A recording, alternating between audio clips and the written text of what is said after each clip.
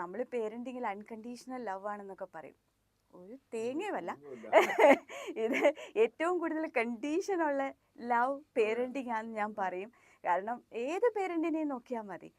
കുട്ടി ഇപ്പം 3, 4, 5 മക്കളുണ്ടെങ്കിലും അതിനകത്ത് പഠിക്കുന്ന കുട്ടിക്ക് എപ്പോഴും ഗുഡ് കാണിച്ചത് കുട്ടിയോടുണ്ടാവും. പഠിക്കാത്ത കുട്ടികളെ അവരെപ്പോഴും ഒഴിവാക്കും. കാരണം അവരിൽ നിന്ന് ഇതൊരു ഒരു ഇൻവെസ്റ്റ്മെൻ്റ് ആയിട്ടാണ് കാണുന്നത്.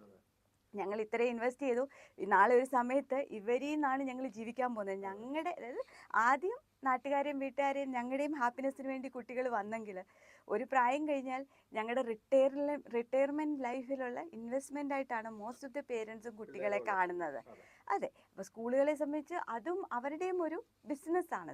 ഈ കുട്ടി പഠിച്ച് നല്ല സ്കോർ കാണിച്ച് നല്ല കുറേ അഡ്വർടൈസ്മെൻറ്റ് ചെയ്താൽ മാത്രമായിരിക്കും വീണ്ടും വേറെ കുട്ടികളെ കിട്ടുക. അപ്പോൾ ഇതെല്ലാം ഒരു ഇൻവെസ്റ്റ്മെൻറ്റ് പ്ലാനായിട്ട് ഈ കുഞ്ഞുങ്ങൾ ഇതിനകത്ത് കിടന്ന് ശ്വാസം മുട്ടി. ചില കുട്ടികൾക്ക് നല്ല IQ ലെവലിലുള്ള കുഞ്ഞുങ്ങൾ നല്ല ലേണിംഗ് എബിലിറ്റി ഉണ്ടായിരിക്കും, അവർക്ക് ക്വിക്കായിട്ട് പഠിക്കാൻ പറ്റും. അത് വെച്ച് മറ്റുള്ള കുട്ടി എൻ്റേർലി ഡിഫറെൻ്റ് ആയിരിക്കും. അതിൻ്റെ ലേണിംഗ് മെത്തേഡ് ഡിഫറെൻ്റാണ്. നമ്മൾ കഴിഞ്ഞ പ്രാവശ്യം പറഞ്ഞൊരു കാര്യമാണ്.